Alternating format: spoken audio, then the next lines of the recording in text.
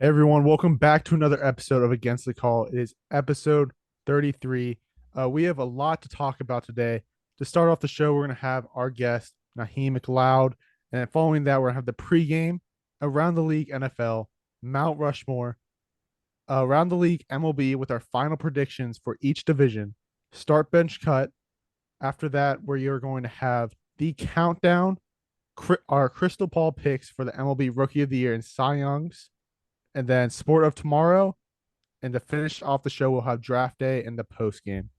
So just about nothing basketball, but our first guest is gonna be FSU basketball player Boogie Nah, Big Duke, Naheem McLeod. I don't know, he goes by a lot of names here.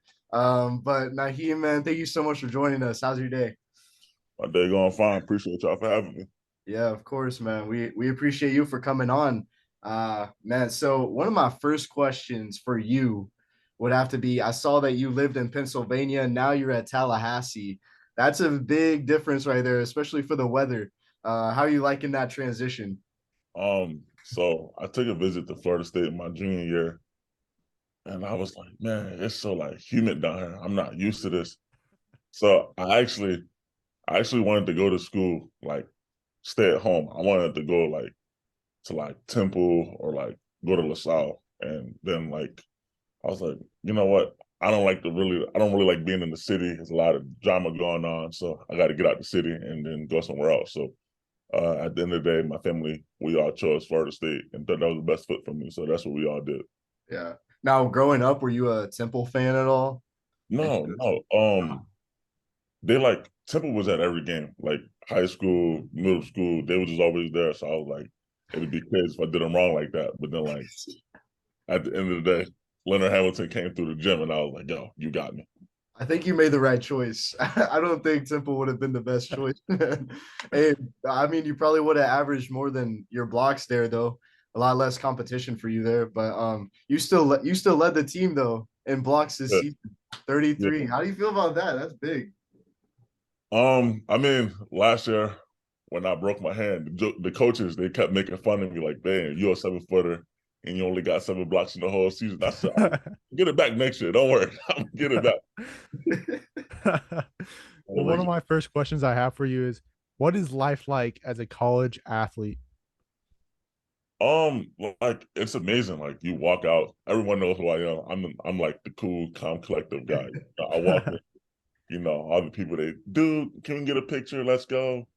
All the old ladies, oh my God, they got signs holding up your name. You just look.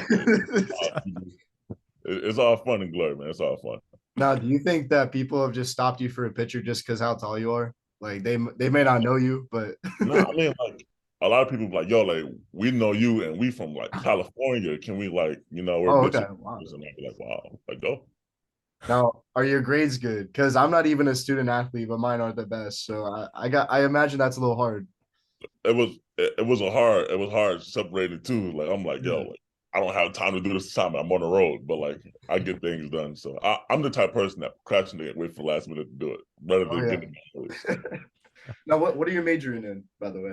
social science, I don't know. Like it was like so I'm gonna tell you a secret. I wanted to do communications because people say I sound like the guy from Allstate when I'm like, "Are you in good hands?" People say I should be in communications, but like Florida State didn't have that available, so I was like, you know what? Oh man. Uh, Can you so do is any being other a college impressions? athlete? Oh, I'm sorry, Nick. Go ahead. Can you do any other impressions? So my favorite person to do is Coach Ham. That's my guy. I love Coach Okay. Ham with a passion. So like when I do Coach Ham, people be like, "Yo, you're spot on." So Coach Ham is probably my favorite one that I ever did. Mike, what were you gonna say? Awesome. So is being a college athlete as you expected? No, not at all. I mean, like as you like move up from grade schools, like going from middle school, high school to college, it like gets harder. And I was like, oh, like when I first came here, and I was like, bro, I don't think I'm ready for this. Like, just all the work you have to do, and like the time you spend with the teammates, and just going out, and I was like, bro, like I'm tired, bro. Like, I'm tired. Now you mentioned like you were doing impressions of Coach L and all that. I mean, what's it like being under such a legendary coach as Leonard Hamilton? So on the court, he has like this serious face. Yeah. And then, like off the court, he's like, "Hey, buddy, how are you?" And I'm like, "Coach, you so serious on the court, but when we off the court, you okay? I got you. You like to mix it up." So Coach, I'm in Coach Ham office every day. That's my guy. We just talk a lot about like real life things and just basketball. He always there for me. So whenever I need it, so that's my guy. That's awesome. Now, do you have any cool stories with Coach L that you can share with us by chance? Any funny stories? Mm, so I'm gonna tell you how I first started doing impressions of him. Coach Ham, like I'm telling you, I'm always around Coach Ham. So I was like, bro, he got like this little sound to him that I think I can do. I got the voice for it. So we all was in the locker room one day and we're like going over like our little team meeting things, like things we should expect this upcoming season. So I said, wait, let me go to the board real quick. So Coach Ham said, go ahead. So I like, see, first of all, my point to you is you trying to get some, you never been. See, when I do interviews, I like to laugh, smile, and give people credit. So I look back and Coach Ham is like in tears. She's like crying. I was like, I told you, I've been studying you, boy. It was just fun. It was all fun. So I was like, man. Dude, that's Well, awesome. well, speaking of stories, what is the most electric game you've ever played in? Ooh. Ever? Or just like in college? Ever. You can do ever. Man, whenever I was doing my research, I saw there was like a 41-point game. So Yeah, that was the first time my senior year. I had 40 points like 4 times that season. But the most electric game I've ever played in was probably Duke at home last year. Man, that game was so crazy. I bet. who'd you guard in that game? Huh? Who'd you guard in that game? I was guarding Mark Williams. Okay. How was that matchup for you? You like it?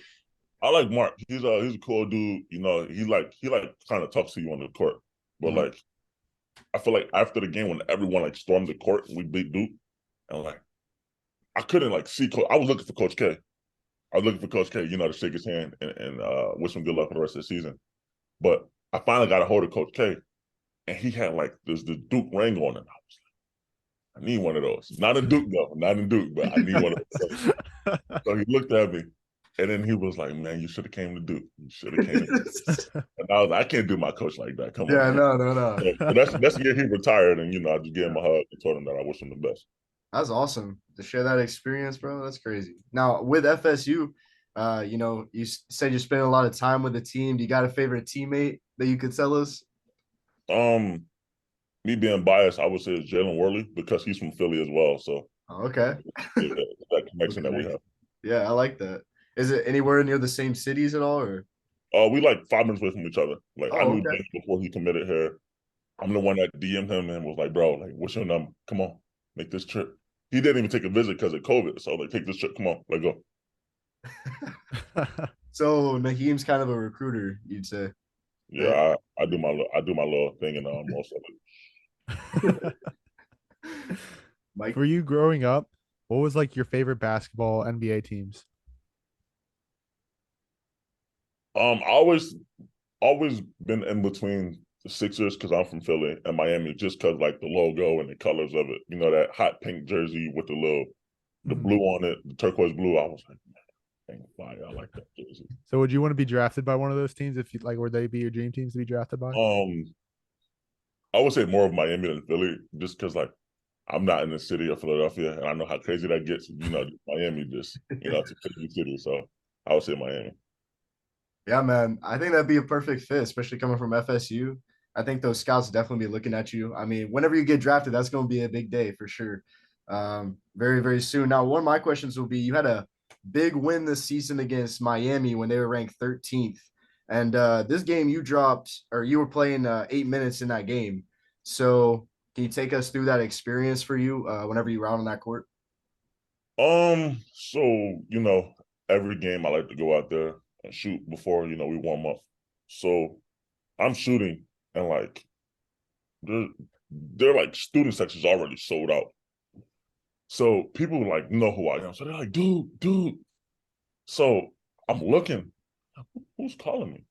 So one kid in the front row, I'm shooting mid-range jumpers, and like our team is very professional. We don't go out there with headphones on like other teams do. We just go out there and just zone in and shoot.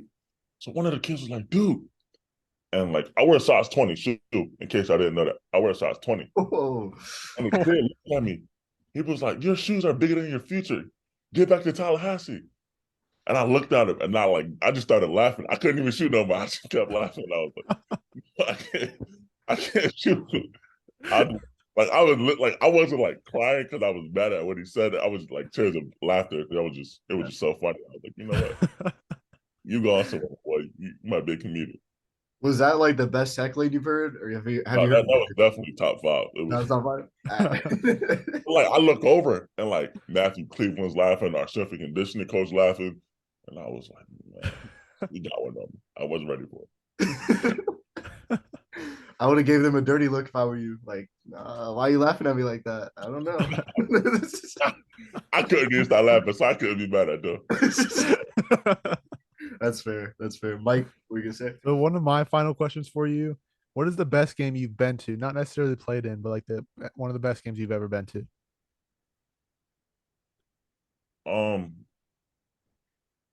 I would say the Florida State versus Louisville game, home, that 2019-2020 season, and it was just like sold out, and being down most of the game and watching, the guy that came in with Patrick Williams, Boston Copperfield, who got there and played. That game was like it was just like electric, and I was like, man, this is what I'm gonna have to do next year. And it was awesome. Was that on your visit? No, I was already a part of the team, but like okay. I had redshirted that year, so I was like, yo, this is crazy. Now you were able to play at the Swamp this year, right? Yeah. How was that experience for the rivalry this year, playing at the Swamp for UF versus FSU? Could you feel it? Like, was it on your skin, like the whole rivalry going on? When I walked through the gym, I said, yo, like this rivalry is not that bad. And then like, they always like coaches always tell us like, yeah, we beat this team this many times in a row. So, they're gonna come back and give y'all their best shot. So in my head, I'm like, shouldn't every team do that? Like, come on now, we're college athletes. And then like they came out there with that energy. And I was like, whoa, hold on. Okay, we got to slow down, straighten up. So when we finally slowed down, we took the lead. We was up 17. And then they just somebody just came back and won. And I was like, Coach wasn't lying. He wasn't like he really said they were gonna give us our best shot. I'm like, because like when we're up 17, we're like, yo, like they're not as good as we thought they were. Yeah. Everything is going our way. And then rough wins, and I was like, the coach looking at me, I was like, I don't know what to tell you. I really don't. I don't know what to tell you, my boy. No, that's like one thing though. A lot of FSU fans kind of debate between like, is it a better rivalry with Miami, or is it a better rivalry with UF? What do you think about that? Me personally, I say Miami is way deeper than the UF. I think that that's what I hear a lot of too. A lot of like a lot more history behind it, even though like because you're going up against a conference opponent rather than just an in-state opponent.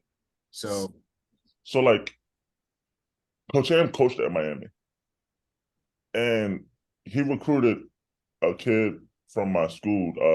He was in the NBA. The dude John Summers. He went to my high school, and then he went to University of Miami with Coach Ham, and then he obviously went to the NBA, and then like after that, Coach Ham came here. So I'm like, yo, this rivalry is way deeper than this UF rivalry everyone keep talking about.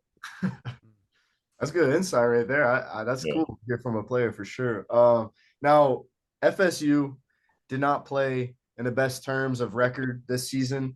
Now, do you have could you tell us like maybe a little game plan here that you guys are ready to bounce back from? Anything like that? You guys got anything working?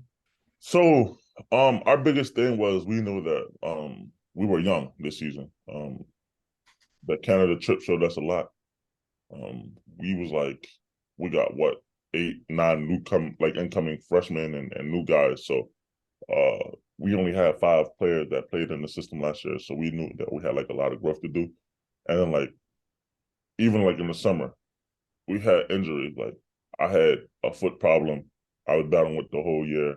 Chandler Jackson broke his thumb, so it was just like we wasn't always together at once. So it was just like hard that we was playing like even like situation with Deontay Green. Most people thought he was going to redshirt because he was just coming off a torn ACL, and he got thrown out there in the fire. So it was just like, man, this is a new experience for us, for real. And then like everyone else was like, go get grad transfers, be older, and like outsmart the little young guys. But it was learning experience for sure. Yeah. Now, we were just talking about you kind of being a little bit of a recruiter here. You might be talking to anybody to transfer or anything like that. Not right now. Not right now. I'm just like, if I see like somebody like on my Instagram, I only follow a certain amount of people. I don't follow the whole world. Like go follow people that I know that's not gonna follow me back, like Katie and whatnot. So like, Hey, you never know. You never know. Bro. Yeah, I don't know. So like, I'll go look. I'll be scrolling on Instagram, and then like, I know a couple guys that I'm like really cool with. They're like, they posted they going into the portal. I'm in their DMs with the eye emoji. Good for you. Let's go.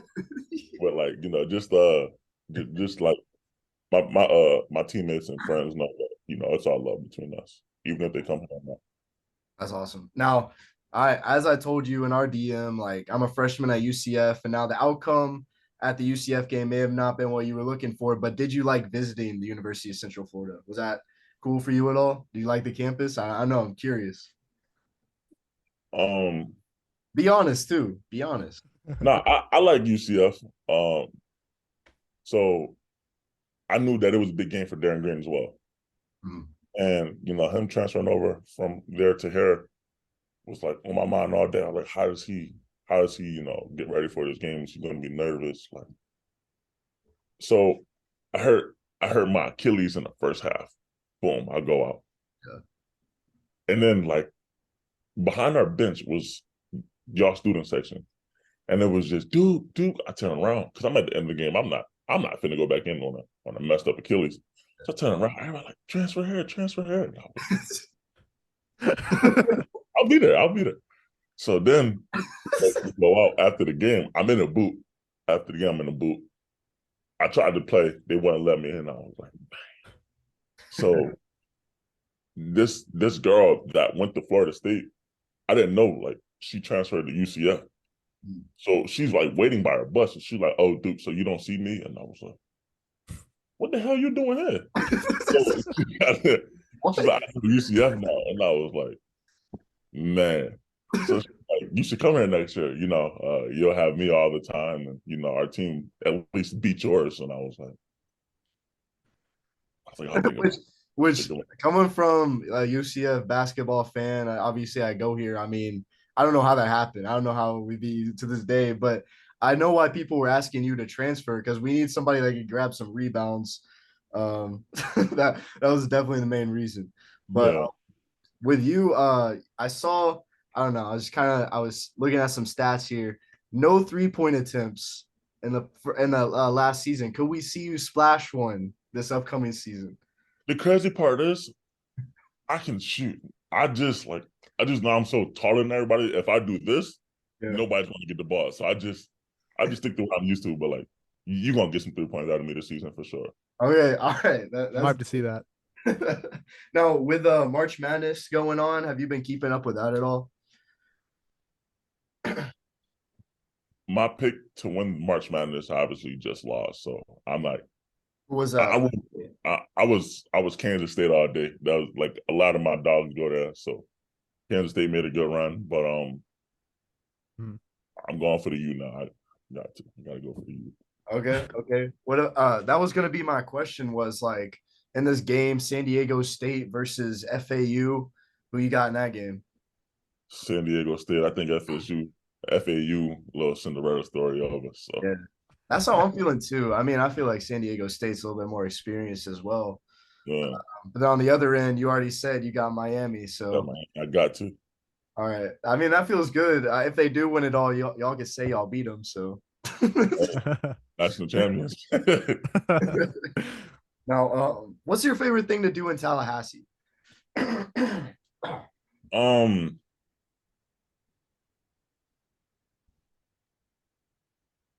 What's my favorite thing to do in Tallahassee?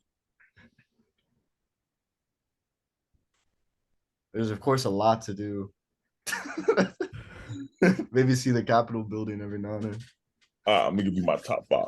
All right. So number 1 is obviously sleep. I can't go a day without.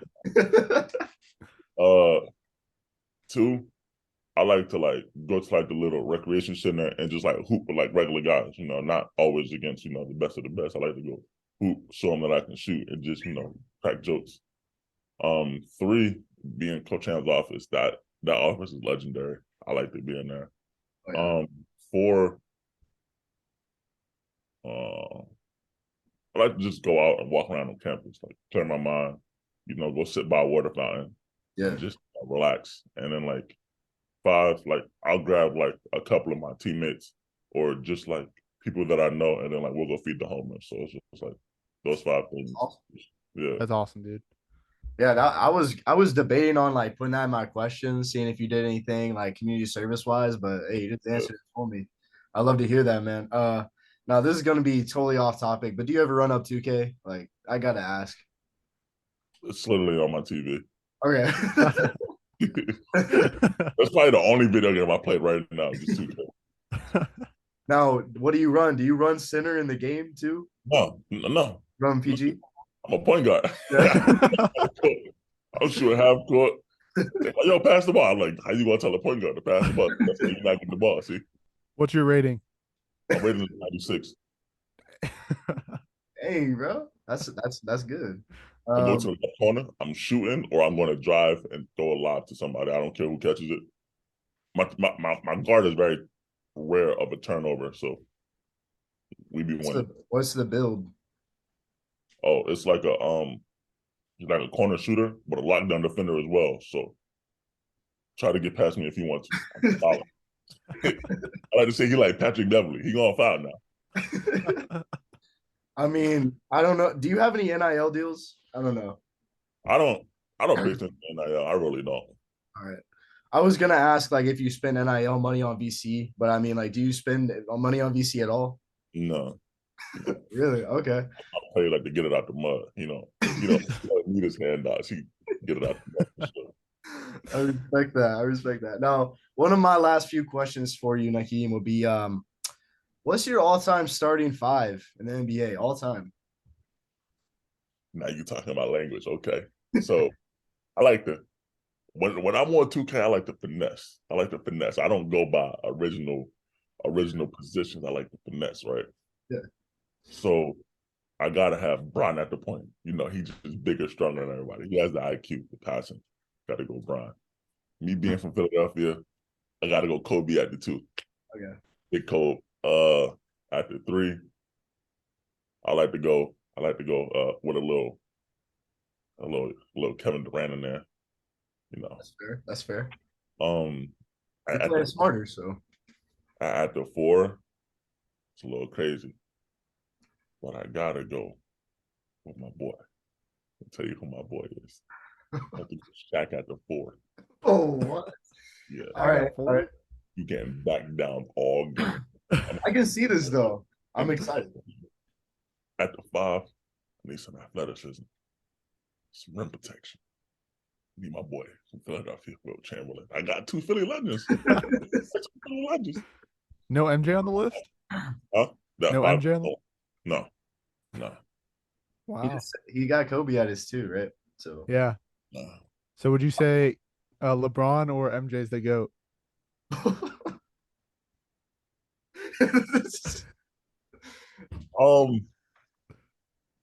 I don't like how MJ treated his teammates, so I would say Bron.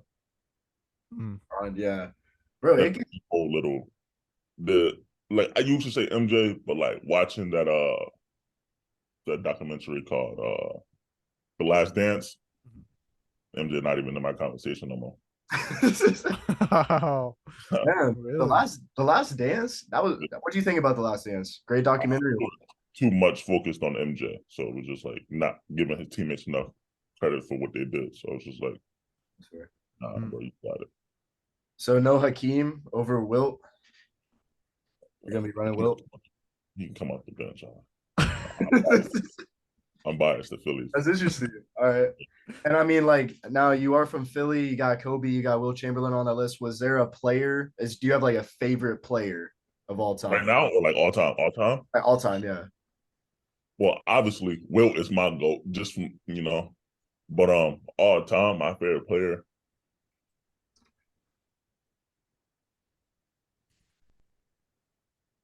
Gotta go Kobe. Right now is Jokic. Jokic, my guy. I love Jokic. Jokic? Okay. I'm surprised with that, man. Jokic doesn't get a lot of love these days. Yeah, Jokic, my favorite. He moves he moved like me. Like he just moved at his own pace and just do what he want, and you just can't stop it. Like we being what? Like I'll do something. Like I'll come down like Giannis and just hook pass to the corner, and I'm like, I was a point guard until I came here. So I played point guard in high school. It just came down. If you catch it, that's on you. But if you don't, you making my stats look bad. Come on now. They ran you out. They ran you at point in high school? Yeah. Really? Yeah. I swear. Hey, look, the ball in my hands. You gonna come take it from me? Nah, come on, like, no wonder you dropped 41 multiple times. Yeah. Like they used to set screens for me in high school. Say what? They used to set screens for me in high school. Man, let me talk to you. So who was the like second tallest guy on the team? How tall was he? We had 2'6'8" guys. One was like real skinny, and the other one like a little heavier. But like we started the little heavier one. The one that was like a little skinny, he just moped around. He was like a little deer. He just moped around, and I was like, "Come on, bro, I got you. I'm gonna take care of you." This is so funny. Now, you did mention you like Jokic. Can you see him winning 3-time MVP this season? Now, I have this debate with my family all the time. And I called it. I said, Jokic gonna win MVP back-to-back seasons, and he did. Now this year, I said I might have to tip my hat to Embiid. Embiid might deserve MVP this year. But Jokic, him being over there in Denver, everyone said he has no help. So I personally would give it to Embiid.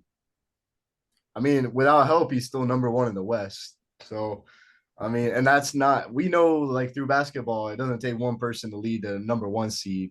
He definitely has some help there. But yeah, Embiid just now went to the top of the MVP rankings this past week to win an MVP. Yeah. No Giannis in that conversation? See, I compare myself to a lot of Giannis in high school. Like I used to just run and just dunk all the time. So like people like leave me open at the three and I'd be like, okay, you want to back off? I'll shoot it. But like people try to Ben Simmons me. Like they'll try to back off and then like turn around if I pump fake. Nope, I'm right down your back. but like I had the most fun, just like playing 2K and like crazy story. I was actually in Houston my last year at AAU, going into my senior year. And everyone was like, we got California Supreme next. I was playing, this is my only time I've ever played on the circuit. I played one tournament on the circuit. Like, we got California Supreme, we got California Supreme. I'm like, who the hell is California Supreme? So we're warming up. I don't recognize nobody. I see a whole bunch of lights, cameras, and I'm like, who's over there? Come to find out, Shaq walks in. I said, oh, which one is your son? Number 11. He's not going to score. Watch this. You told him that? Yeah, I told Shaq, your son is not going to score. He said, you're a barbecue chicken. I said, okay. I held Sharif scoreless the whole game. Like when I was on him, he was my matchup. He never scored. He scored when I came out the game. Yeah. But on me, he was scoreless. So Shaq walked over to me after the game. He shook my hand. I took a picture with him. And he was like, you should come over here to California Supreme. I said, dude, I'm from the East Coast. Why would I go travel to the West Coast just to play with your son and be the second option when I'm the first option on my team? So 2 weeks later, I'm looking on YouTube. I'm watching highlights. He got a Bol on his team. That's crazy. You telling me you supposed to have me, Bo, and Sharif? Oh, man, that team would have been crazy. But I think about stuff like that, and I was like, man, that's crazy, man. They still would have. Maybe they still would have ran you at point. Hey, I was the skinniest one out of us. Dude, that's awesome. Mike, you got anything? That's all from me, man. Naheem, man, thank you so much for coming on today. It's been an honor to have you on for sure. And me and Mike wish you the best of luck next season in ACC play in the entire season. We hope you make it to March Madness, man, back where FSU belongs. And yeah, man. So just we appreciate you for coming on for sure. Appreciate y'all as well, man. I'm glad. I had fun. Yeah. I had fun as well, man. So we'll catch you guys in the next one. Thank you for coming on, man. Well, everyone, that was Naheem McLeod. It was good to have him on, but we're going to go ahead right into our next segment, which is Around the League NFL. There's been a couple more things that's happened since the last time we talked about it. Yeah, yeah. And I'm pretty sure you're gonna have a little bit more to talk about. I wrote this script a little last minute here, but I will tell you that a few minutes before we started, Lamar Jackson announces he wants a trade. Like, Yeah. It happened earlier this morning a little bit like he announced, but a couple minutes ago we saw that apparently according to Meek Mill, no, this is a real source here. this is real. The Meek rapper. Mill texted Robert Kraft saying that Lamar wants to play for New England. I don't know why he would. I don't know. I have no clue why he would. I I mean, it's not our type of quarterback, like our play style. He's like a runner, but like I mean, Bill O'Brien, he had Deshaun Watson, so it would fit. But I've always been so high on Mac Jones. Just to trade him. I mean, I would take Lamar. Don't get me wrong. I love Mike Jones, but I do want some Lamar on the Yeah. Patriots. Hold on. Let me you keep talking. Let me find this one thing found on okay, I found it. Lamar Jackson. This was what ESPN came out with his best fits. Number one, Atlanta Falcons, the number one, Yeah, I agree with that. I do which think that obviously is the best fit for Lamar Jackson. And not only is he the best fit there with his receivers and the way they run their game, but at the same time, the fans would absolutely love that for Atlanta. Now the number two, New York Jets. Before the Aaron Rodgers madness was happening, people were saying like Lamar would fit on the Jets, so that doesn't surprise me as number two. Especially he has a lot of weapons there. But I still think Aaron Rodgers is going to get signed. Maybe this week, maybe next week. I don't know. They need to figure it out though, because that news has been out for like months now. They still have yet to do anything. Number three, the Colts. I don't really know about I that. don't know about I that one. don't I don't know about that one either. I Like, honestly don't really think he. I think there's better fits in the Jets too. the I thing don't get. is, the Colts are on here because they just need a quarterback. So Yeah, quarterback that's they'll take anyone, dude. yeah, they need any quarterback. So that's why it's on here. Number four, though, you're gonna like this one, the Tampa Bay Bucks. The So Tampa Bay Bucks. It would be a good fit. It would be a good fit. he would, and Baker would go back to being a second string. But if we got Lamar, that's totally fine with me. I don't care. Like, Uh, and what's number five? Before I uh, carry on, number five, the Dolphins. the Dolphins. Yeah, any East team. I keep wanting to say AL East because we have so many Hey, baseball no fans. spoilers. No spoilers. Yeah. Um, the East in the American League. Why is it not on the top of my head? I sound stupid right now. AFC. AFC. Thank you. AFC. Jesus. AL. I kept going AL East.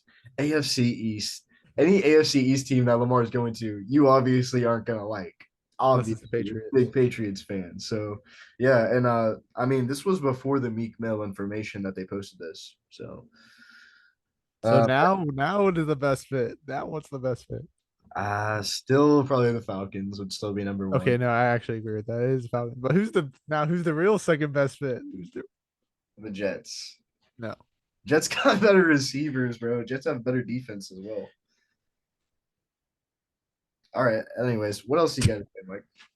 All right, but so there was a few signing. Let me pull it up real quick. Not huge ones, obviously, but like good enough to check Like it out. solid key players that can push Yeah. for championship run, playoff run. Yeah. Number one. Oh yeah, here's actually a big one. Bobby Wagner. He's back with the Oh yeah. Seahawks. Back with the Seahawks. You know, we were talking with our boy Jay, of course. Jay, shout out, go follow me at Jay's Fifth Down Pod, of course. You know, he was telling me that maybe it was a little Russell Wilson issue. Maybe he left because Russell Wilson was there, and then now That's that a good Russell point. Wilson left, yeah, That's actually a really good point. yeah. And all I had to say about that was I could see that maybe he was tired of the corniness. He was tired of Russell Wilson being this goofball that he's become, He and really is, bro. he's ready to I leave. Yeah. he loved I Obviously he liked the city of Seattle. Him meditating before the games, bro. They go anytime he meditates before a game, I feel like he loses. But the thing with that is he was gone for one season, right? Russell was gone last season. The last season that Bobby Wagner was there, right? Mm-hmm. No. They both left last season. I mean, I don't know. I'm just going based off that. I don't know the times when everybody left. I mean, Russell could have left after Bobby Wagner did. I don't know. Yeah. Well, Russell was also traded. Bobby Wagner signed. So Bobby Wagner probably didn't have like know if anything that was happening as well. I can't. But what? I can't remember Oh honestly. yeah, I can't either. But Let us know in the comments. let us know in the comments because we're dumb as Yeah, exactly. But another thing that's happened, some small players, Nelson Aguilar signing with the Ravens. Ravens still just signing very mid wide receivers per usual, No wonder not Lamar signing won't anyone compete. big. Um, there was there's really nothing like huge. Safety Taylor Rapp is signing with the Bills. Yeah. Bills could use it. Safety position. Mhm. Um, then what else happened? Callaway signing with the Broncos. That's a pretty good one. Great player. Yeah, actually, I actually do think he's a good player he'll be a wide receiver 3 for them. But actually, who knows if they trade Cortland Sutton or Jerry Judy? Tennessee legend. Do you think Jerry Judy or Cortland Sutton's gonna get traded? Yeah. Where do you think are some potential landing spots for him? Mm, I'm trying to think. I saw something like a mock trade. I can't remember who it was with right now, but I don't know who they trade for, but Cortland Sutton would be a good fit on the Chargers, in my opinion. Hmm. That's just me personally. I feel like Jerry Judy can be a good option anywhere he goes, like absolutely anywhere. But a team that would like need a guy like Jerry Judy, like I don't know, do you like playoff push or just need him in general? Maybe both. I mean, it'd be both in that If Colts had a situation. quarterback, he'd be a good fit on the Colts. Jerry Judy, the Falcons, I don't think have the money for him. Um, I don't know. Like I said, he could be good just about anywhere. The Yeah, Patriots I can need see a that. wide receiver. I do want Jerry Judy on the team. Yeah, But like then he that'd be does get injured. Yeah, but I do think like we should trade for him or Cortland Sutton. I take either of them. Either of them. yeah, they're both great. I don't know Yeah, if they're both really good. I mean, I don't know if either will get traded. I think it'd be smarter if they don't get traded. If they do, they better have a good or decent wide receiver in return. Because I don't know who Russell Wilson's going to be throwing with at that point. So I don't know, man. We'll see what happens there. I'd say Cortland Sutton, he's the better right now option. But I think for a future, Jerry Judy is who team should go. If they're depends how they're looking at it. If you want a good He's way young, right now, yeah, he's a good. I think he'll be developed to do a really good wide receiver. of course. These Alabama receivers, bro, they're really good unless you're Henry Ruggs. But moving on. Thanks, bro. Man was even like he could have been good. It just tough luck. Well, I have something else that I want to pull up. Oh yeah, I pulled up. I saw a post on potential like lineups for certain teams, and low key, like potential keywords potential for the Panthers. that offense low key looks pretty good if everything goes to play because they have It's Miles Sanders, like he's a valid, solid running back. CJ Hayden Stroud. Hurst, yep, possibly CJ Stroud, Bryce Young, Anthony Richardson, any of those three. Hayden Hurst at tight end, very good option. Then you have Adam Thielen, DJ Chark, Terrace Marshall Jr., and possibly Zay Flowers. They were making moves this offseason, and they made that move for the first pick. And I don't know if you've seen, but I think, geez, I sound so stupid. I'm on a freaking sports podcast, but I'm pretty sure Josh McCown is like the quarterback coach, right? I think so. I think so. It's somebody like who is like very young. I'm pretty sure it's Josh McCown. Please don't crucify me if it's not. It is for the Panthers. It is Frank Reich. No, that's the head coach. I'm saying the quarterback coach. Oh. Yeah, yeah. Sorry, I don't know what I was thinking right there. There was a like video where he was basically hinting at them getting like for sure getting CJ Stroud. Like Why almost is 100%. it's not popping up on here? It's literally just saying Frank Reich for everything. I'm pretty sure it's Josh McCown. Yeah, but yeah, that I think CJ Stroud would probably be the best fit for them, most likely. Yeah, But again, that offense is still scary. So after CJ Stroud, there's like rumors that they're going to try to get Zay Flowers as well. But also some not very good, but very in the future it's going to be good. The Texans have a very good potential offense. Damian Pierce at running back, probably Bryce Young. After that, they have Devin Singletary at the RB2, John Mechie, Robert Woods, Dalton Schultz, and possibly Jordan Addison. So very very solid. that's a good young core right there. Yeah, they could be in the future competing for that one spot in the AFC South. Yeah, they could. I can see that for Because sure. the direction that the Colts and the Titans are going compared to the moves that the Texans and the Jags, obviously the Jags are at the top right now. Uh, but in the direction that those two teams are going, I don't see them competing at that level, especially whenever if Bryce Young goes to the Texans, they'll be getting him ready as long as he doesn't get injured. I obviously we don't wish injuries on anyone, but hopefully he does and he could develop into something great. And he's already got the receivers for that. I mean, Dalton Schultz in itself is one of the best options. On top of that, Robert Woods didn't have the best season, but look at what he was dealing with as well. Yeah, he's actually I thought he was going to be a lot better than he was, but he was in a bad system right there. But it lately, I mean, for the past it's been always Colts, Titans. They're those two fighting for the top seed. It's now going to be Jaguars, Texans. Yeah. I think the future is Jaguars, Texans. You could argue in past years Texans. Yeah, obviously I'm talking about like the past like 3 years. 3 years it was Titans and Colts. But it was Colts Texans before that with Andrew Luck's time. It was that. But now I think it's gonna be Jaguars Texans, the other two best teams. But I think the Jaguars for the first year or two will win the top seed. If they don't win the AFC South this season, then there's an issue. Yeah. But other than that, the last team I have was Dak Prescott leading the Cowboys with Tony Pollard, CeeDee Lamb, Brandon Cooks, and Michael Gallup. That wide receiver core is really good. I'll be honest. Good every year. It's good every year, but still doesn't do anything. Cowboys. At least the Bucs are able to win a Super Bowl with theirs. Dude, they lost to Brock Purdy last season. Hey, don't hate on that. Don't hate on my man Brock Purdy. Man's a goat. We'll see. Anything else for around the league NFL? That's all I have for that right there. We're gonna head into Mount Rushmore, NFL team finessers is what I'm calling it. Basically it's the worst contracts in NFL history right here.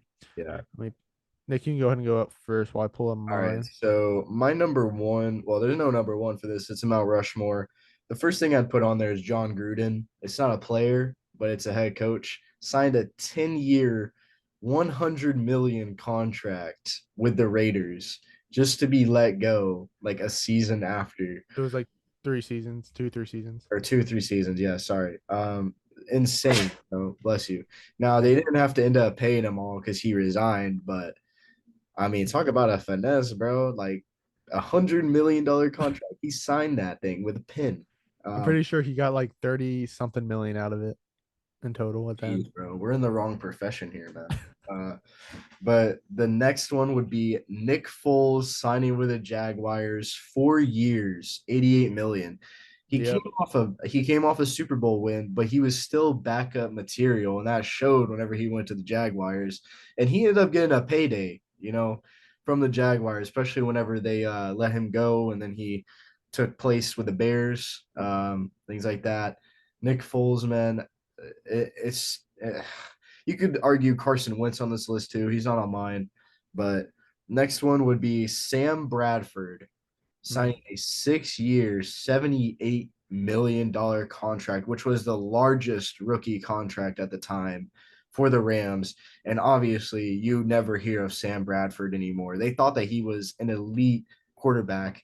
And, he was decent his first 2 seasons and everything like that. But come on, like, we obviously haven't heard from him in a minute. Yeah. Finessed, absolutely finessed. And the last one on my list, probably the biggest finesse of them all, Deion Sanders, which we mentioned this on the last one. 7 years, $56 million, and he spent 1 year on that contract and then retired. Big Yeah, finesse. that was a good one. I was thinking of putting him on because of what we were talking about before, but I had a feeling you were gonna put him on, so I didn't. The only one we had the same was Nick Foles. I had Nick Foles on here. As you said, you explained it perfectly. 4 years, 88 million with 50 million guaranteed. Yeah. Like for Insane. one season. He was on that team for one season. For 4 years. Wow. For backup material. But after that, I have you mentioned Carson Wentz on this list, like possible. I have him on my list. He had a 4 year, $128 million contract with 107.9 million guaranteed. And it was for 4 years, like I said, and he played for 2 years, earning in total he got 60 million of that contract. And he didn't do any well with he didn't do at all. He didn't do good at all with Yeah, no. playing. He was traded to the Colts where he earned 21 million from the Colts and he earned 39.4 million from the Eagles. And then after that, I have like right now, he's good, but at the time he's coming off a Super Bowl win, Jared Goff. He signed a 4 year, $134 million contract, 110 million guaranteed, and he played for them for one season after that Yeah. contract, and then he was traded to the Lions, where he had a mid-season his first year with the Lions. But last year he did very good. I'll give him that. I like Jared Goff. I think he's a good quarterback, but I don't think he was that material quarterback. And then for my last one, Daniel Jones. Why I did think I not even think about that? Wow. he just finessed the Giants. I think Jared Goff at the time he signed the contract is better than Daniel Jones is right now. Well, And I don't even think Goff, Jared Goff deserved that money. Jared Goff went to a Super Bowl. Yeah, I know So exactly. Like, I think obviously it'd be a little bit better. so. 4 years, 160 million, with 92 million guaranteed, and an average salary of $40 million. Dog for Daniel Jones. Next, Eli Manning. They wish. They are really hoping. They're going all in on that theory right there. They Going are. all They in. are. But that's my list. Daniel Jones, Carson Wentz, Jared Goff, and Nick Foles. Yeah, Danny Dimes definitely got his dimes for sure right He's there. racking up those dimes right now. Definitely a finesse. I'm glad you have that one. Do you Uh, have anything else to say? nah, That nah. segment? So that's gonna wrap up everything we talk about for NFL in this episode, and we're gonna head into what's mainly the rest of our episode, which is gonna be MLB, and it's gonna be around the league MLB, where we're gonna give our final predictions for each division, and then we're let's start off with some news that's going on first. So actually, no, we're not. There's nothing really news. It's starting this week. Spring training's ending. I think Yeah, today is the lot. Today we're filming this either today or the day it comes out is the last day of spring training. But let me pull up each of the divisions and why I think each is each. So let's start off. Let's start off the AL, or no, let's start off with NL. NL, my bad. So let's do NL East. In the NL East, we have the Marlins, Nationals, Phillies, Braves, and Mets. This is going to be one of the hardest divisions in the league this year, and Definitely. I think it's up in the air. But I'm sticking with what I said before. I think the winner of this division will be the Phillies. I think they have the best all around team. They just came off a World Series. They lost, but they just got better this with signing Trey Turner. They just made their team a lot better. And after that, I'm gonna go Braves. I think the Braves will come in second. They have this team that's been pretty solid the past couple years, and they only get better. Ronald Acuna will be back off of injury as well. And then after that, give me the Mets. The Mets have made big moves this offseason. But I'm putting up three because they don't have the history of doing good throughout the whole season. Um, Were and they then after that, I'll were have the they Nash, did they win the this is yeah, NL East. Did they win the East last year? the Mets. Yeah. I think the Braves did. Yeah, the Braves did. The Mets came in second. Yeah. And then after that, I think I'll put the Marlins. I'm gonna put the Marlins there. I think they've made some decent moves this offseason. Good enough to put them at four. And then after that, give me the Nationals. Yeah, our lists are a little bit similar. I actually have the Mets at my number one. I think that, they're gonna obviously choke in the playoffs. And you are right that regular season they kind of don't do well, but it wasn't last season. I think it may have been the season before the Mets were number one in the NL East. It was something like that. Or am I wrong about that? Uh, yeah, you're wrong. Was it the The Braves? Braves. The Braves have been pretty dominant on this division. Them and the I don't know. Nationals. Give me the Mets for Frank the Tank, number one in the division. I don't know. They made a lot of good offseason moves, so I could definitely see them being pretty solid. Yeah, Now, obviously, I think that in reality, we're looking at any of the top three teams being number one. Just depending on how the season plays out. And it's a long ass season, so it takes a while. My number two, I'm going to agree with the Braves for sure. Obviously, they've been dominant. They've kept a lot of good players. They've made some good moves. At my number three, I'm going to have the Phillies. I don't know. I think that the Phillies, they have really great players. Obviously, Bryce Harper, Trey Turner, all those guys, Zach Wheeler. But at the end of the day, I think that coming off a World Series kind of puts a little bit of a pressure on you, and it's going to be one of those surprising teams that where they've made the World Series and then they're not at the top of their division. Which last season they weren't number one of their division. So I mean, I don't know. It's going to depend on how the season goes. I wouldn't be surprised if they're number one, but I'm going to agree with you. Four for the Marlins. They got Jazz. I think that Jazz is a good carrier, and the Nationals they just haven't been where they have been. World Series against the Astros, and now they just suck. So the Nationals at the bottom of the NL East. yeah. The Nationals have a good future. They have like one of the better farm systems, but for next year, it's not anything special. But we're gonna move on to the NL Central now. This is one of the they have two. I said they have two good teams, maybe three at best. To start it off, I think the Cardinals will win this division. They the reigning MVP Paul Goldschmidt, like one of the I think is the best first baseman in the league. And then they have good pitching. They have some good pitching in there. And then I just think overall they're just like a solid team that knows how to play with good team chemistry there. Yeah. But I don't think they're gonna win by far. I think the Cubs are gonna be right behind them. It's gonna be neck and neck all season. The Cubs made a lot of moves this offseason, signing don't hate me or don't quote me on his name.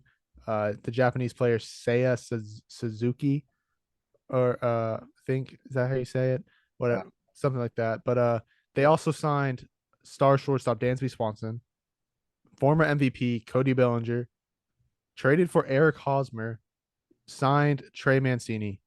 Those are five big moves they made this offseason for star players. That infield is kind of nasty with Dansby Swanson, Eric Hosmer, and possibly Cody Bellinger, if depending where they're going to play him. But they also have Ian Happ on there. They have they didn't do terrible last year if I remember correctly. Uh, they had they had 74 wins, 88 losses. They came in third in their division. but that was with the worst team, obviously.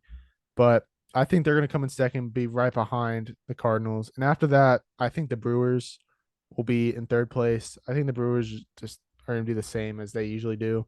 They have some good players, but not good enough to make a big run in the end. And then after that, I'm just give me the Pirates. I'm just gonna say the Pirates. They got Andrew McCutchen back, bring him home. But after that, the Reds. They're both like pretty trash teams coming up this season. They're not nothing special to look forward to as a Yeah. Reds fan. But yeah, that's my prediction for the NL Central. Unless you're Pete Rose and you're expecting them to win the national championship. But no, World it's Series. actually funny. We have the exact same order. I got Cards at one. Obviously, I think the team chemistry is going to lead them a little bit further than the Cubs. But I was going to mention, I think that the Cubs Cardinals rivalry is going to be even bigger this year than it has been in the past. Neck and neck, like you said. Number three, Brewers. They got solid players, but I don't know if they're going to be able to get over that hump that's in front of them.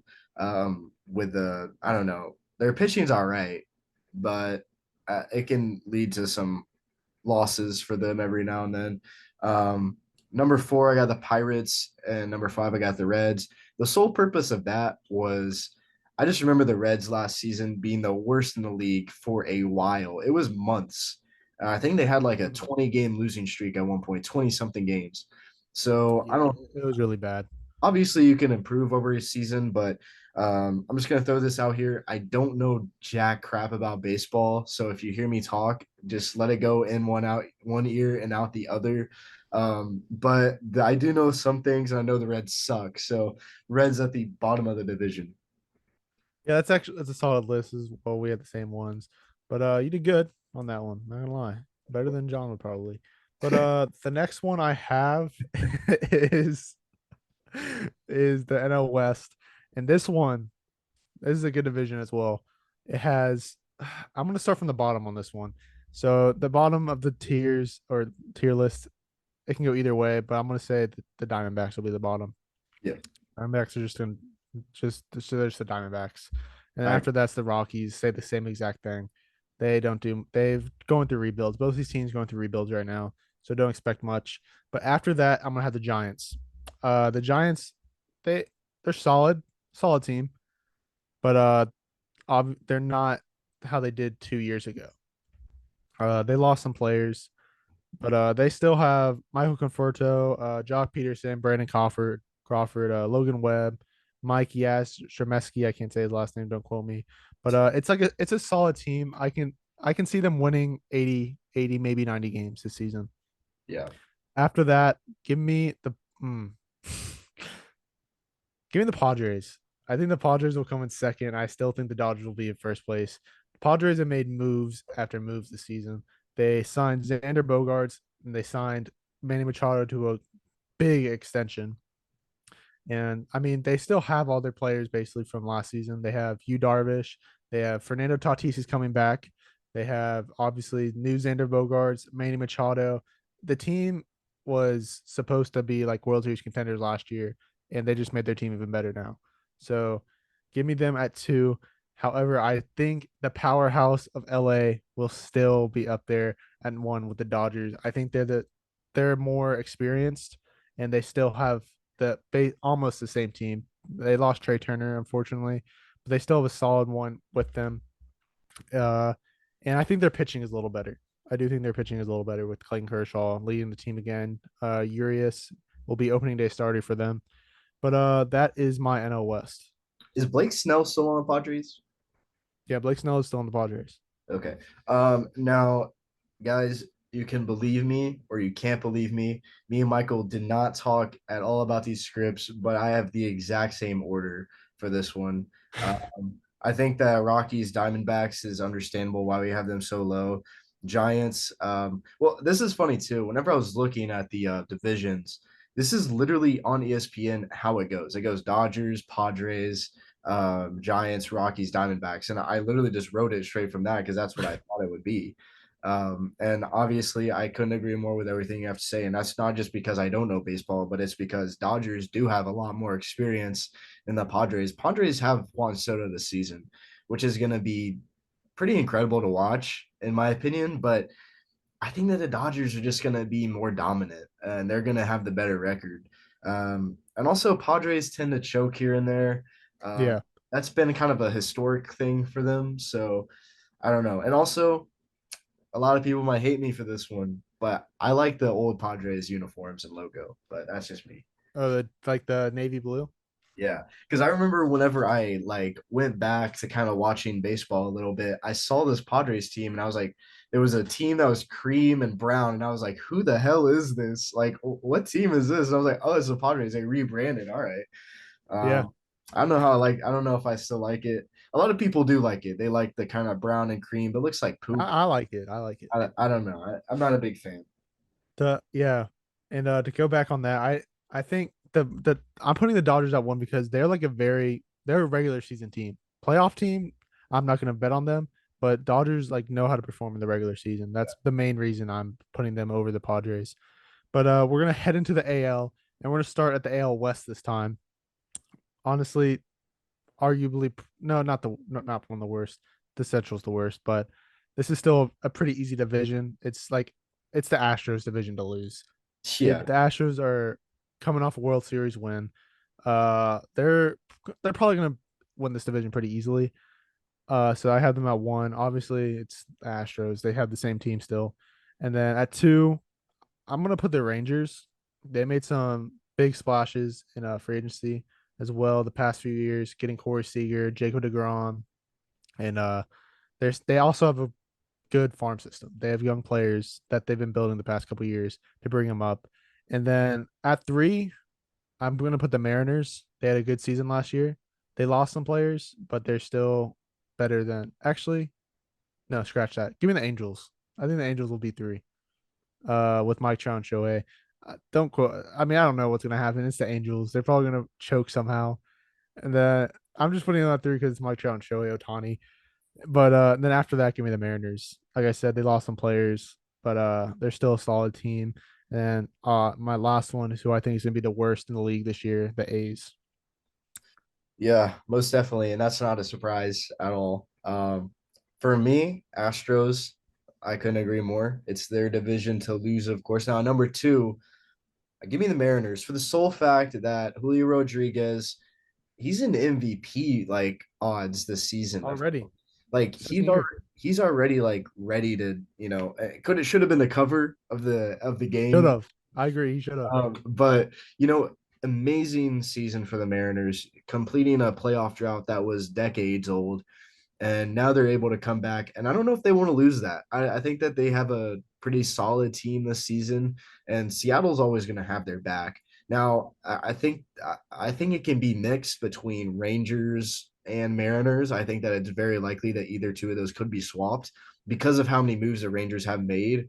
But it does come down still to management, coaching managers and everything like that, which the Rangers have struggled with in the past few years. So that's why I'm going to put the Rangers on my number three. I feel like they're going to be a team that is really great on paper, but maybe not so much throughout the season. That's just my opinion. And like I said, don't listen to me. But then after that, Angels at my four. They still got star players, but other than Mike Trout and Shohei Ohtani, I can't name you anybody else. And that's not just because I don't know MLB. That's just because I could go up to somebody on the street who's a semi MLB fan and ask them, and I don't think they'll be able to name you one. So Michael, how many Angels players can you name? Obviously, it's Shohei Ohtani and Mike Trout. And off the top of my head, like really, oh no, Anthony Rendon. I do know Anthony Rendon, the big third baseman. He's good. Oh, I'm pretty sure they signed Hunter Renfroe too. Pretty sure oh they they signed. did. Don't quote me on that. I'm pretty sure they signed Hunter Renfroe. But other than that, I Hunter couldn't. Renfroe's a name I know, so that's Yeah, he's from the Rays. He went from the Rays to the Red Sox to the Brewers, and now he's on the. I'm pretty sure. I gotta look this up. I'm pretty sure he's on the Angels. Let me check. but yeah, and then athletics, God, He is, but you know who else is on the Angels? who Mr. Brett Phillips. really Really, he signed with them, I a guess. little bit of Tampa connection there. Oh, they also have Ursula. Their team's low key kind of good. They have some good players on here. Angels are gonna angel. Yeah, that they're not good enough. I still stick with where I think they're gonna be, but they do have some good players on here. Yeah. Yeah. Let's get through the worst division in the AL, the AL Central. Yeah, it's gonna be the same as it has been the past couple years with the two top teams fighting for each other. And last year was the Guardians. This year, I think it'll be the White Sox. The White Sox were supposed to be World Series contenders before last year. And they still have a good amount of those players on the team. However, they lost Carlos Rodon last year, so therefore they weren't as good. But I think the White Sox will still win the division at the end of the day. It's going to be neck and neck, like I've said in another division. But them Guardians, they have the same team. Shane Bieber, they beat the Rays. I remember in the group chats, John's like, "There's no way the Guardians are beating the Rays, dog." And then they get swept. They got swept, and I just remember I'm watching these games, hoping, waiting till the final out, and then I would send a picture to the group chat, be like, "Oh, I thought it was gonna be easy. I thought it was like we're Guardians, we're easy team. Oh, I get swept, dumbass." And The Red then Sox didn't get swept because they didn't go. yeah, cry about it. Still better team you, overall. you cry about it. Yeah, my playoff teams did not do good last season. But after the White Sox Guardians, I am going to take the Twins. Twins made a few moves this offseason. Nothing major, but I think they're still going to be mid team, not make the playoffs. Then after that, I'm gonna have the Tigers. Miggy's farewell season. I think it's gonna make a push for a fourth spot. I think they'll make a push for a fourth spot in the division. After that, the Royals. Royals lost a lot of their not a lot, but some good players. Andrew Benintendi, Whitfield, they're gone, and those are two of their star players. So that's my AL Central prediction. Yeah, AL Central. I got Cleveland. This is for you. Give me the Guardians number one. That's just kind of personal preference, in my opinion. A lot of family from Ohio, but on top of that, White Sox, like you said, it could go either way with both of those teams. And Twins at my three. I got Royals at my four, and at five, I got the Tigers. It's going to be a disappointing season for Miggy. I think that Miggy's going to do good, but the team will not. And the Tigers are going to be last, just like they have been for a little while now. Either last or fourth. Just not great for the Tigers. So Mm-hmm. yeah, it's going to do it for the AL Central. Yeah, solid list right there. And then we're going to go into the final and the hardest division in baseball that it has been for the past few years. This division is actually all these teams are playoff eligible teams, Yes. Yeah, all of them, and they're all very solid. I'll start from the bottom. I think the Orioles will end up losing the division, I agree. but honestly, three, maybe four of these teams could make the playoffs still. Very likely. I think the Orioles will be at the bottom of the list. Unfortunately, I do like the Orioles. They're my favorite team in that division. That's not the Red Sox.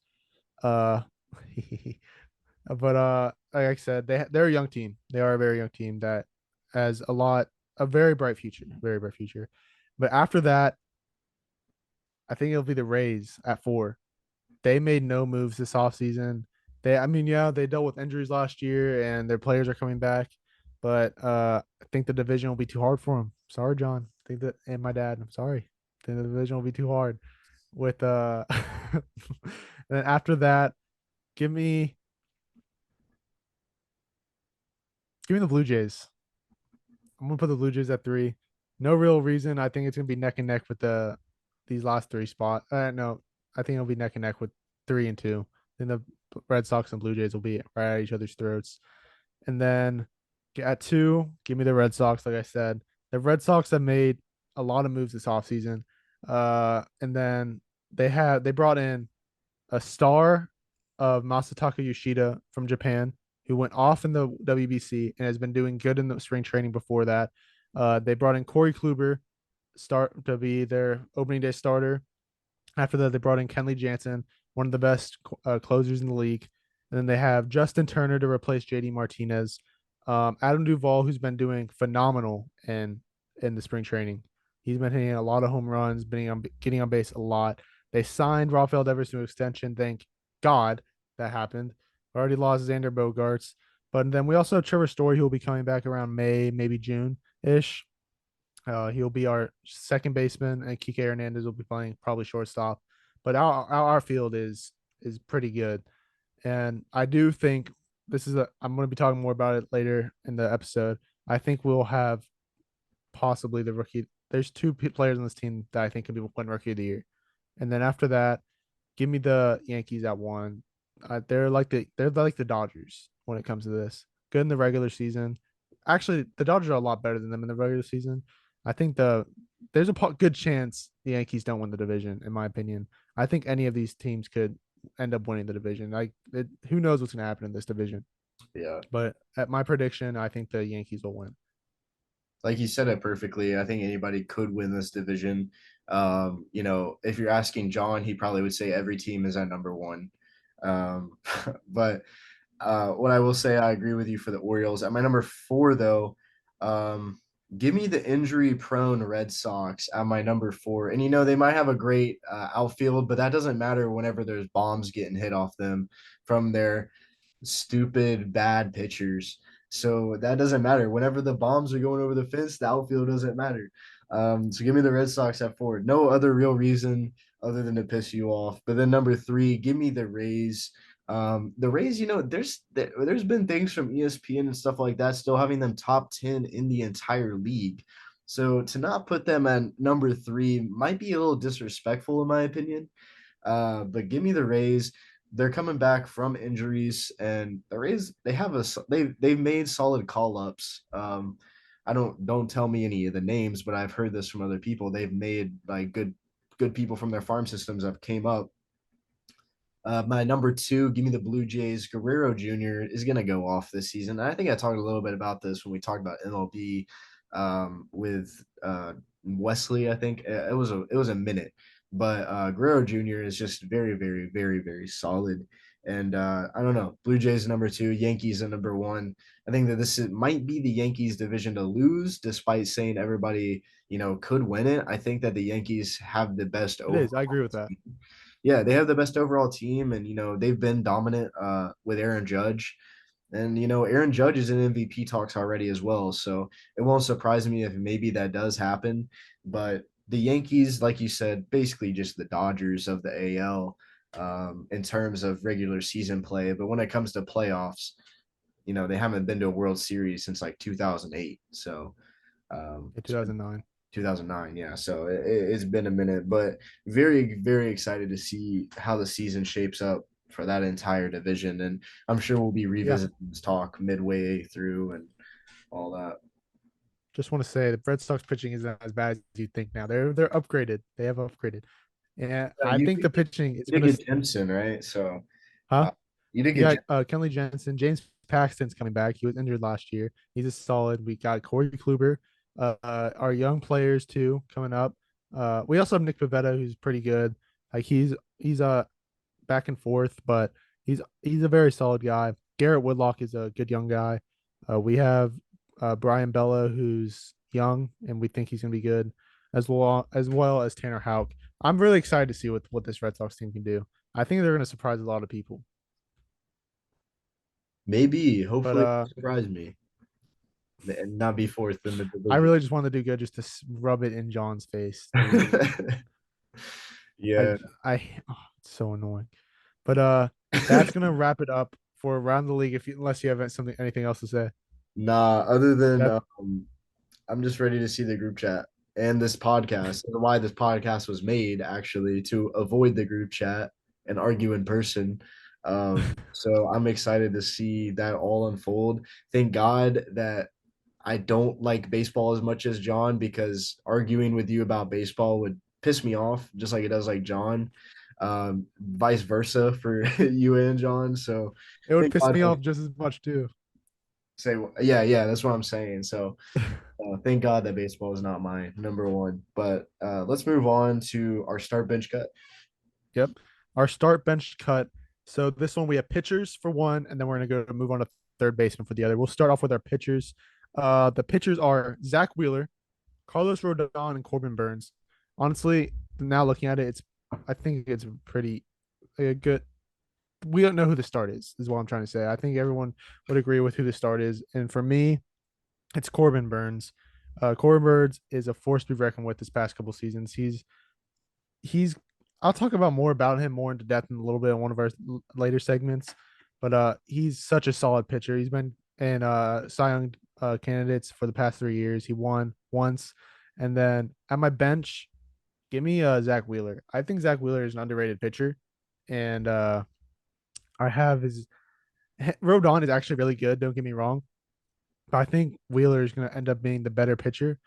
Uh, in spring training, he however hasn't been doing good this year, but it's spring training, so who knows what's going to happen. And he has an ERA last year of 2.82, 2.78 the year before that, 2.92 the year before that. He has been under three for the past 3 seasons, and the year before that, he was at 3.96. But again, that was 4 years ago, and he's been on a hot streak with this past couple of years.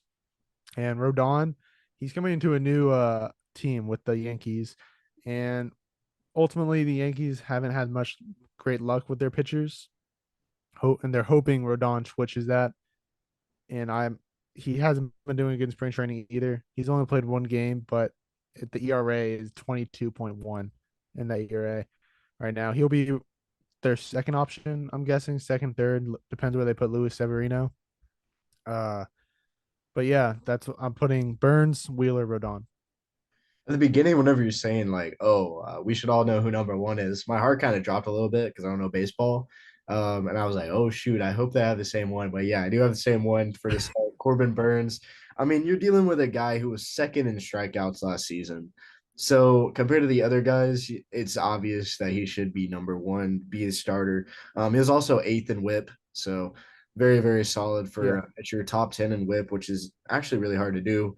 But I gotta disagree with you. I'm benching Carlos Rodon for the sole fact that he was third in strikeouts last season, and Zach Wheeler was Mhm. 37th in strikeouts. That's a huge, huge difference. And I'm basing this all on last season. I could care less about spring training. Spring training, I don't think that it really has to do with much. I mean, they're not trying Mhm. their absolute hardest, but also, I couldn't find what rank Zach Wheeler was in ERA, but Carlos Rodon was 13th in ERA last season. So you're dealing with a top 15 in ERA. And I don't know if the transition to the Yankees will be that bad. I think that they do have good pitchers. Garrett Cole's a great pitcher. So yeah, I don't know. I'm disagreeing with you on that just by sole stats. Mhm. All right, cool. Yeah, that I could see that as well. I just also like Zach Wheeler a lot better than Rodon, mainly because he's on the Yankees now. So, my next one is uh third baseman. Like I said, it is Nolan Arenado, Manny Machado, and Rafael Devers. This one I think is actually a very difficult one to put Yeah. for multiple reasons. How about you start us off with this one?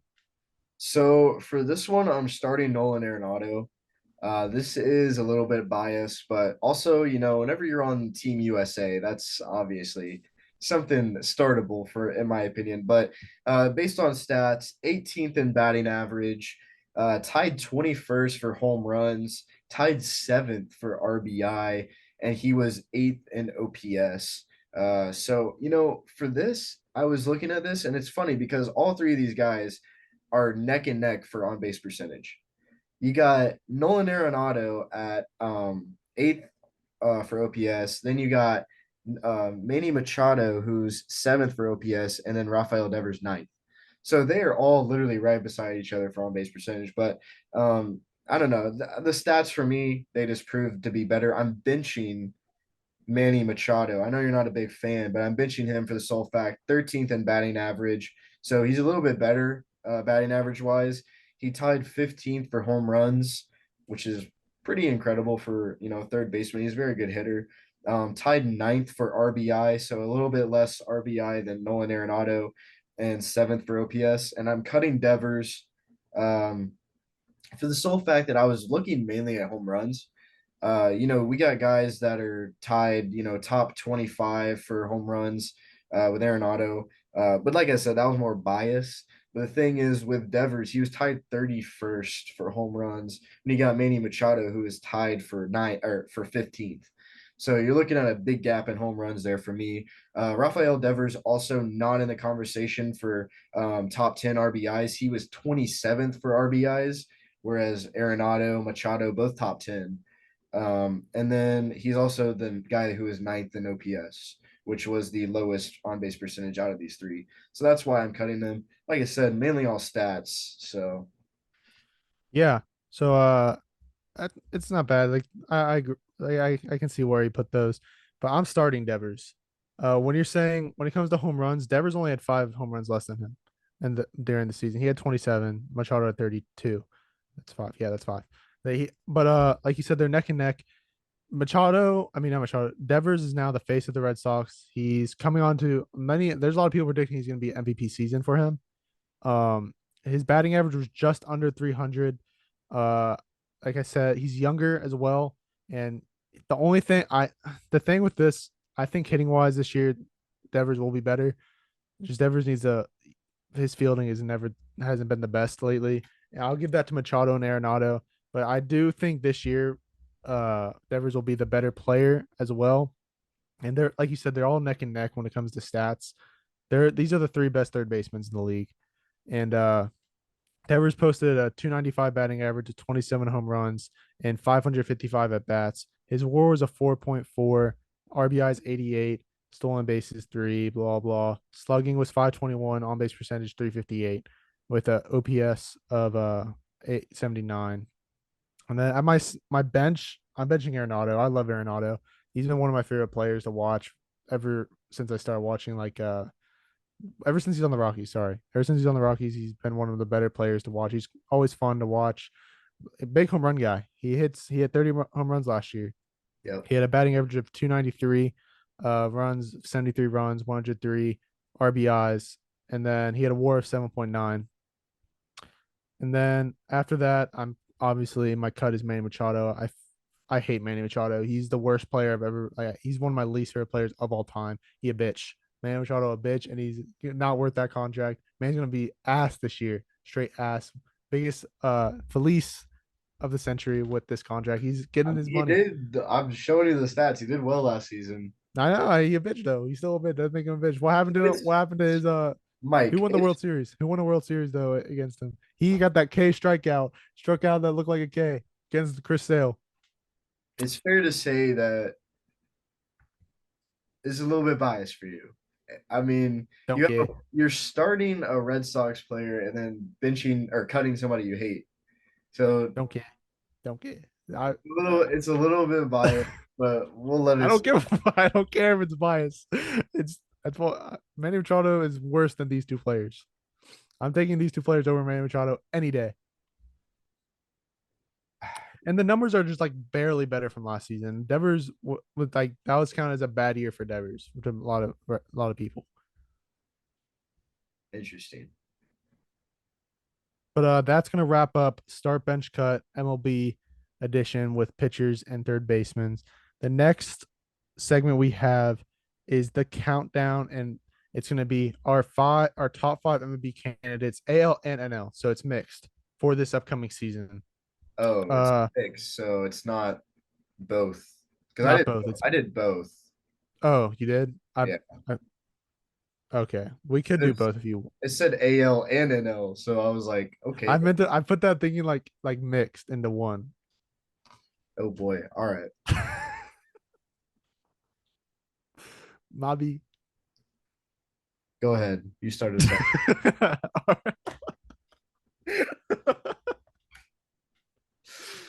All right, now for this at my 5, give me Paul Goldschmidt. He's coming off an MVP season with with the Cardinals.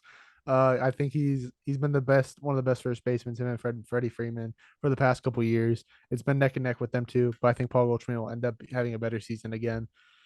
And then at 4, give me Juan Soto. Juan Soto is expected to have one of his best seasons in his career, if not the best season of his career. It's a lot of pressure over on him, not gonna lie.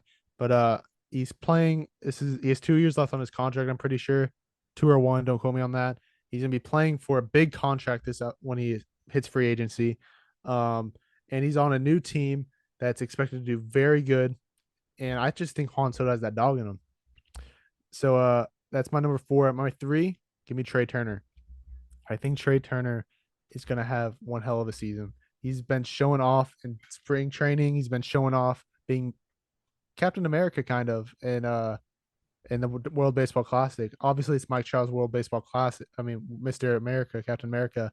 But Trey Turner's been he was showing that he was that MVP player on that team, and it's just going to be playing right into this season. He's the arguably the best shortstop in the league. Personally, biased. I think Xander is, but Trey Turner is right behind him, and I think he will have one hell of a season. And my number 2 and 1, my 2 is Mike Trout. I think Mike Trout's always going to be MVP talks. He's always there every single year. He's consistent even when he's injured. He posts over 290, 280 in batting average. He is a very good defender. And he does this, like I say, he does this every year. He's always top 5 in MVPs. And then my number 1, I'm going with the safe option of Shohei Ohtani. It's the two-way player. He's going to be MVP talks just like Mike Trout every year, as long as he does good at both. If he does decent at both, he'll still be in MVP talks every year. But yeah, that's my list. I think Shohei will win MVP and AL. Yeah. Well, first off, two things I want to say before I start my list. Number one, it make a little bit more sense if we were doing AL and NL because they're both different MVPs, but I'm just the messenger for that, so don't kill me. And then on top of that, what's funny is I'm sitting here thinking we've already done this with Yeah. Wesley. Yeah, because Yeah, but that was like kind of now is like I'm doing this right now because it's our final predictions for everything. okay, well, at number five, I can't go back on my words that I said with him. I'm gonna have Ronald Acuna Jr. At my number five. I think that he's a super solid player, and he's actually third in NL MVP betting odds, which was what I looked at for my list. So I'm gonna have Ronald Acuna Jr. at my number five. I'm at number four. I'm gonna have Mike Trout, also number three for the AL MVP candidates. And like you said, it'd be disrespectful if he wasn't on this list. At my number three spot, I'm going to have Aaron Judge. Number two for AL MVP candidates, and he's going to be slinging that ball like crazy, slugging the ball like crazy. I mean, he's going to be hitting dingers as always. At my number two, I'm going to have Juan Soto. Mhm. Number one betting odds for the NL MVP candidate. And obviously, like you said, he's going to be having an incredible breakout season, being on a better team than the past national teams that he's been on. And dude's just going to be I slugging mean, it. he won a World Series with the Nationals. Yeah, he did. But I'm talking about in the past years, past two or 3 years, or yeah, 2 or 3 years, because Nationals won in 2019, right? So, Mhm. um, yeah, and then for my number one, Shohei Ohtani. Like you said, coming off being a World Baseball Classic MVP, would not surprise me at all if he is the MVP of the league. Two-way player, like you said. And he's going to be leading pitchers in just about everything, obviously. And who knows, he could be leading in power bats for statistics as well. So, yeah, that's going to be my list. It's a solid list as well. That's going to wrap up the countdown for today's episode, and we're going to head into our crystal balls, and that's going to be our MLB Rookie of the Years for AL and NL, and then our Cy Young predictions for each league as well. So let's start with our Cy Youngs for this one.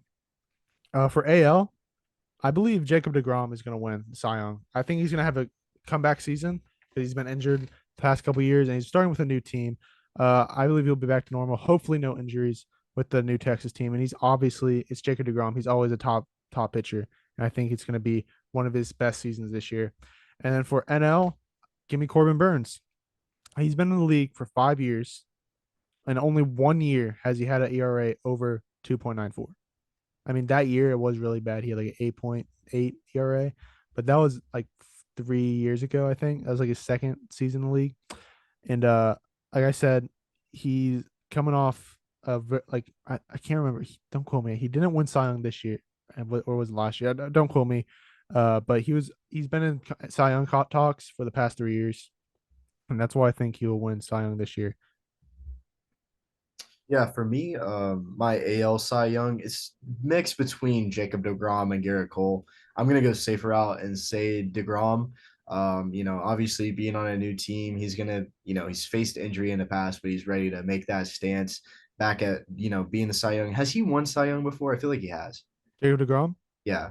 Yeah, he's won twice. Yeah, exactly. So, he's very, very solid. For my NL Cy Young, I'm gonna disagree with you on this one. I think it could go either Sandy Alcantara or Justin Verlander. I don't know if that's how you pronounce Alcantara. I don't know.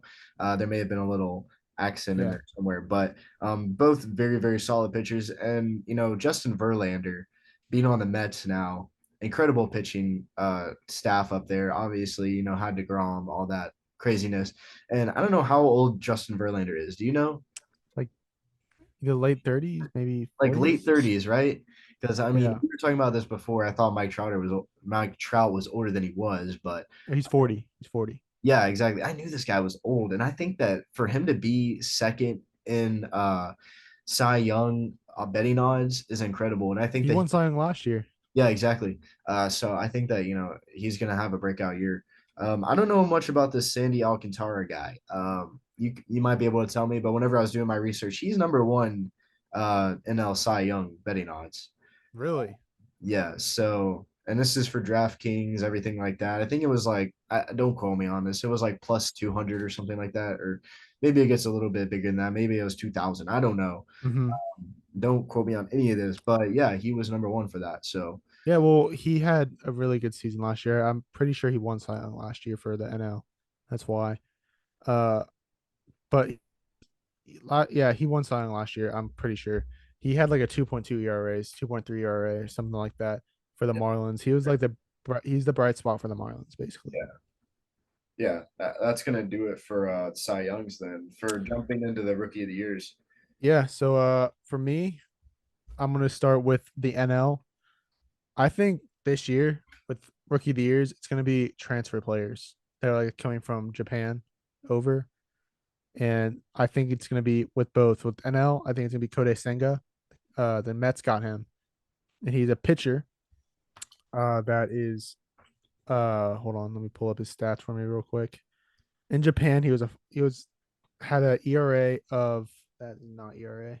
Where's the ERA? Oh, here it is. He has a career ERA of 2.42, and he's been playing since he's been 19, and he's been playing the Japanese league since 19. He's 29 here. That's 10 years with the career 2.42, and he's bringing that into the MLB. And Japan has a lot of talent in there, so obviously that's going to add. Obviously, Yeah, exactly. It's like I said, he's going to be a force to be reckoned with. However, I think Jordan Walker, he is an up and coming player that is. He's on betting odds. I'm pretty sure he's number one to win rookie of the year. He's for the Cardinals, and he's a right fielder slash third baseman slash center fielder. He's a utility player, and he has been doing really well in the minors. He's had a career batting average in the minors of as at 310, and he has 33 home runs in total. He's not the biggest power hitter, but he gets on base a lot, and he's pretty speedy guy, and that is why I have him at two. If you're gonna do that, if I must say one and two, I think Kodai would win, and at the end of the day, but I think Johnny Walker would be his biggest competition. And then jumping into AL, I think both the top options are Red Sox players. I think Masataka Yoshida. Yeah, keep doing that. Keep doing that. And betting on Tristan Cassis and Masataka Yoshida are top players to win AL Rookie of the Year. You saw Masataka Yoshida in the World Baseball Classic. Behind Shohei Ohtani, he was the lead player for them. And he is only 28. I'm pretty sure 28, 29, somewhere in that. Don't quote me. But he had career home runs of 135 in Japan. He's been playing since he's 22. He has a batting average of 326 in Japan as well. And he has career plate appearances of 3,200. He's kind of like a force to be reckoned with. He's been going off in spring training as well. He's hit like 2, maybe 3 home runs for the time he's played, and he hasn't played a lot of spring training due to the World Baseball Classic.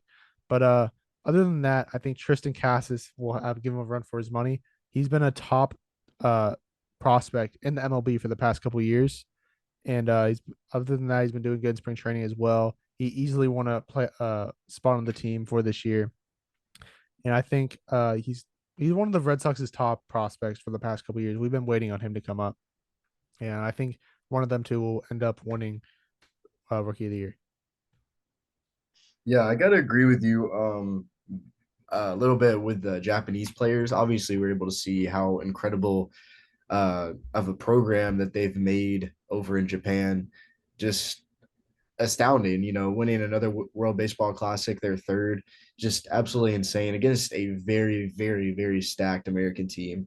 So it would not surprise me if any Japanese players were Rookie of the Year, but I do have to disagree with you. I don't know what you may have saw, but for DraftKings betting, they actually, which is what I based most of my things off of, Corbin Carroll for the NL from the Diamondbacks is actually the best betting odds to win. So Corbin Carroll, I have him.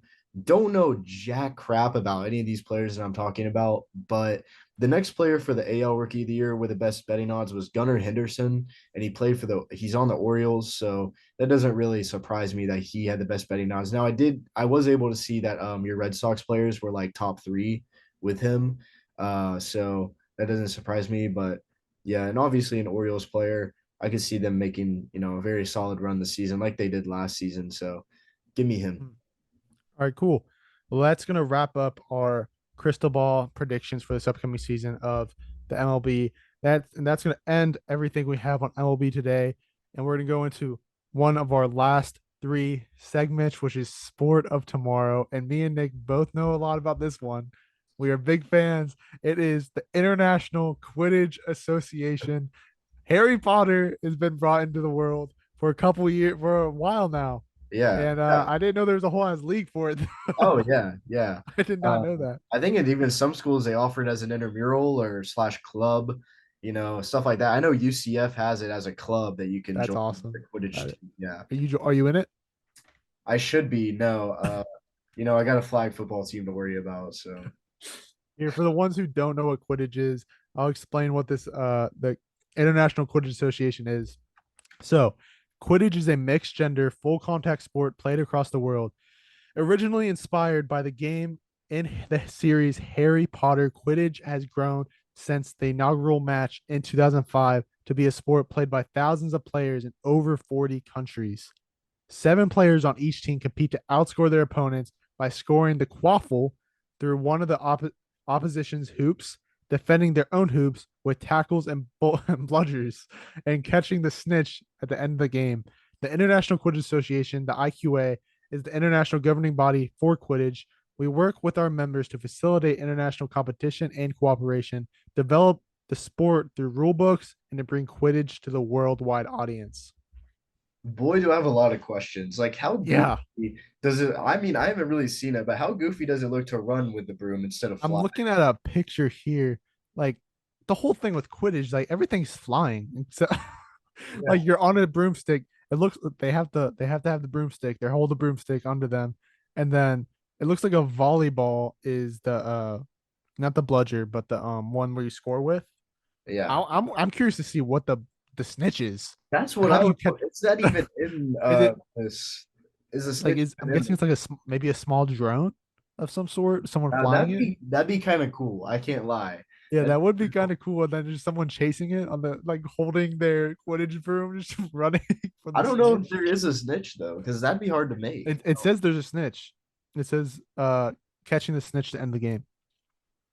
And then with the bludgers, because what the bludgers is for people who don't know, they're like this possessed ball that goes in and tries to attack the players off their broomsticks. Maybe So I'm somebody guessing like is yeah, just just like throwing there's the people just ball. chucking like these Yeah. things at people while they're on it. Like there's a video on their website. So the rings are pretty small, like they're pretty short, and there's 3 of them. And they're dressed these people are dressed in Quidditch uniforms. I mean not Quidditch, Hogwarts uniforms. Good, And good. some of them have like American flag on this guy, but this website, there's so much on it. There's rules, there's team committees all over the world, dude. Serious, bro. And you know what they It should is. do? They should have like how soccer has it where they have a Premier League and then the leagues under it. The Premier League should be the houses. That's what it should be. Slytherin, Gryffindor, Ravenclaw, and Hufflepuff. And then you should have your minor league teams go around it. And this is actually funny because that's like in Harry Potter, like the international Quidditch thing that was in the fourth movie Yeah, book. it was in So, the fourth movie, I hope the like Quidditch World Cup.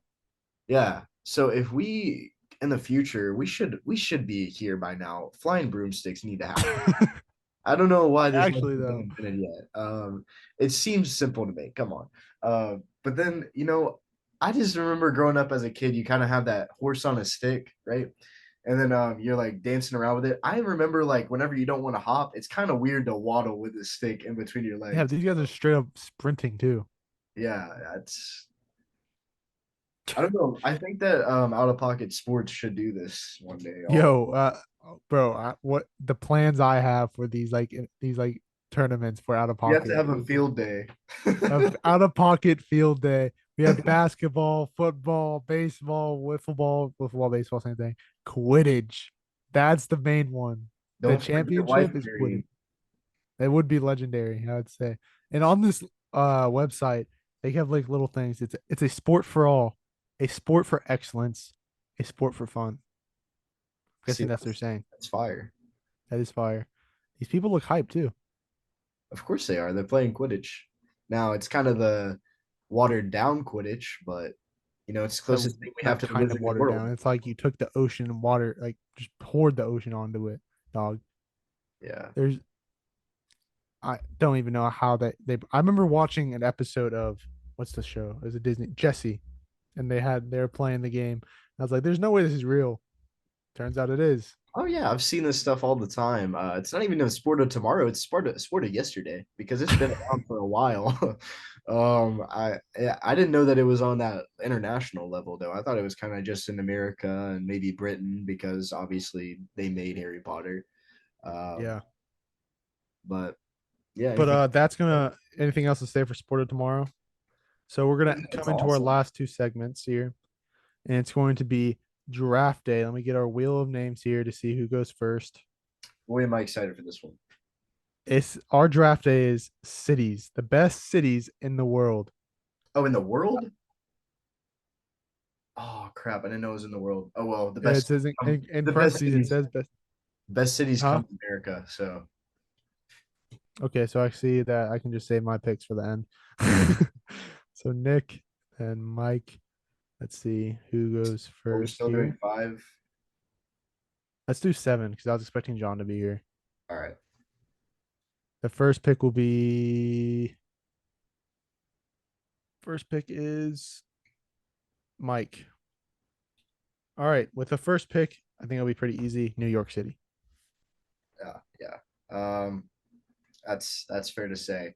My number one, it'd be disrespectful not to pick this one after New York City. Lakeland, Florida, at the number one spot. Obviously, one of the best cities in the world. If you ever want to come to Family Fun Center, we got that. If you ever want to golf, we have a few golf Are you courses. serious? Are you actually picking Lakeland? Oh yeah. All right. Not to mention we have the Lakeland Magic. Just saying. I'm just saying. That's a good point. That just sold me. That just sold me. All right, with the next pick, I'm going to go with Boston. It'd be disrespectful of me not to pick Boston. Of course. And I was thinking about picking that one, but I didn't want to put Boston over Lakeland. That would feel disrespectful. So in my number two, give me Orlando. One of Okay. the worst traffic places, but home to UCF, home to the Magic, home to the Solar Bears, Almost on theme parks. home to theme parks, obviously, and then also future home to Nick and Michael and whoever else wants to join. And our guest, not guest, our fellow podcaster Connor Thompson, possibly. Potentially. And for this next pick, I'm gonna go like you're just doing like our homes right now. I'm gonna go with fuck it, Tampa. I'll go Tampa. I had them on I my feel like list. I know I feel like you're gonna pick that. So give me Tampa. Tampa is very, very beautiful. But I'm gonna, with my number three, pick a place that might be the most beautiful on my list. Honolulu, Hawaii. Yeah, that's a good one. Just about anywhere in Hawaii could really win, but that is the capital, and obviously I've never been, but Boy, have I seen pictures. I'm thinking that maybe. Do you want to just, since your list is U.S., I can think of U.S. cities. You just want to do U.S. That's fine with me. That is my bad. I didn't see it in parentheses. I was It's fine. rushing. We'll do best cities around the world for another one. But let me. I'm gonna go with Chicago. Very, very solid. On my number four, you know, give me just the place where, they have the Vols, they have Riding Autumn. Give me Knoxville, Tennessee. It actually is very, very beautiful. If you haven't been there, you definitely should. I will be there in a few weeks, actually, so I'm excited for that. That's a W. No invite though, but it's fine. I did, With but yeah. with my next pick, I am gonna go with San Francisco. Yeah, I had them on my list. Obviously, if we were doing fictional cities, which might be fun, you could have San Francisco from Big Hero 6, great city. At my number five, uh, hmm, give me the party central of the world, Las Vegas. That was a good one. Yeah, obviously, what happens in Vegas stays in Vegas. Yeah, I was gonna pick them next actually, but instead of that, I am gonna go with another Florida city, Miami, Florida, home of South Beach, the party, one of the biggest party cities, one of the beautiful, with some of the beautiful beaches they have here. They also a lot of gambling spots too. Also, a lot of crime, so you got to pick it. I'm Cuban, so it's okay. I'll be fine. What pick am I on? You are on 6. You know, um, I'm gonna stick with one of the most. This is voted at least top five in almost all the lists you look at for most beautiful cities in America. Charleston, South Carolina. Now, I've never personally been, but Yeah. I did. Whenever I was doing research for this, I was able to see some pictures of it, and I want to go. I definitely want to go. It looks tremendous, bro. It looks awesome. Let me think. Most beautiful city in US. I don't want to go with the route I'm thinking, so I'm trying to think of a better one. Most, mm, let's go with. You're right. Yeah, it is Charleston is considered the most beautiful, and oh, I'll go with a good one. Savannah, Georgia. Yeah, I had it on That's my considered list. one of the most beautiful in the U.S. as well. Don't know why I forgot about that, but it is. I have been there. It is a beautiful place. So this is my last pick, right? Yeah, I could go the route of, picking Atlanta for Jay, but honestly, I don't really like Atlanta's awesome and all, but it's not one of the best cities in America. Sorry, Jay. But I'm gonna have to go with, and this is a tough one. I have two on my mind right here, but I'm gonna go with Houston. yeah. I was thinking that. Top five of the biggest metropolitan cities in America, and they're home to some great sports teams. Or should I say they're home to some sports teams, but at the same time, it is a really nice city from pictures that I've seen, and my parents have gone and they said it's really nice, so I'm gonna go with Yep. that. All right, I'm gonna go through each of the teams here. So Team Mike consists of New York City, Boston, Tampa, Chicago, San Francisco, Miami, and Savannah. And Team Nick, Lakeland, Orlando, Honolulu, Knoxville, Las Vegas, Charleston, and Houston. Let us know who you think won that draft, or let us know in the comments what other cities there are you think are more beautiful than that. I don't think that anything beats Lakeland, Florida, though. I'll give that one to you. So I Yeah. after that, we're gonna head right into the post game. Again, everyone, thank you so much for listening to this episode. We really are happy that you guys even made it this far if you are listening. But if you are listening, you can always remember to use our codes on both W and SeatGeek. On W, it is code against the call in all caps at www.w.gg for 10% off your next purchase. Or if you're thinking of buying a concert ticket, a game ticket, MLB's coming starting up, you want to buy a ticket to one of their games, use our code ATC for $20 off your first purchase on SeatGeek. And everyone, we want to say thank you for listening to this episode of Against the Call, brought to you by OuttaPocket Sports, one of the greatest sports networks that are on this planet. Let me tell you. Yeah, like I was looking up some lists for it. Out of Pocket Sports #1, obviously. Barstool Sports #2. Yeah, So if you're not on top of, Out of Pocket Sports, they're on the come up right now, obviously. And this is according to Forbes, so Forbes magazine. I So saw that. yeah, and if you don't believe me, just look it up. Look up Out of Pocket Sports. But then on top of that, we have our. If you have come this far, thank you so much, obviously. And if you have come this far, you're probably a true fan. So make sure you buy our merch. DM either me or Mike if you're interested in buying a super comfy T-shirt. Very, very comfortable. I would have been wearing that if it wasn't for Naheem McLeod for coming on. We appreciate him so much for that. And on top of that, we got a lot of big things planned. A lot of big guests are coming up, so make sure you tune into those. And also, if you are listening on Spotify or Apple Podcasts or any of those streaming services other than YouTube, make sure you are subscribing to the YouTube, #1, and #2. We couldn't appreciate you more for listening on those services because our numbers have been going down a little bit for our Spotify and Apple Podcasts and everything like that. I'm not sure what it is exactly, but if you are listening on those, we couldn't thank you enough. And then on top of that, just make sure you're getting other people to listen, and it means the world to us. And we're trying to make something big here, so help us out. Like we need all the help we can get. So yeah. On top of that, one of our, uh, I guess we can call it sister podcast. It came out with a new episode over at Foil Hats. And with me, Sister. yeah. That's what it's called, a sister more like company. more like little brother podcast. Yeah, but I'm going more traditional here, call it a sister or whatever. Uh, but the thing is, me and Mike being the founders, the top dogs of Out of Pocket Sports, we want to make sure you guys enjoy all the podcasts that are under us. So make sure you go to Foil Hats. It's very funny, very maybe even controversial if you believe in birds or not. So Yeah. make sure you go check out episode 1 of that. And other than that, that's going to be all for Against the Call episode 33.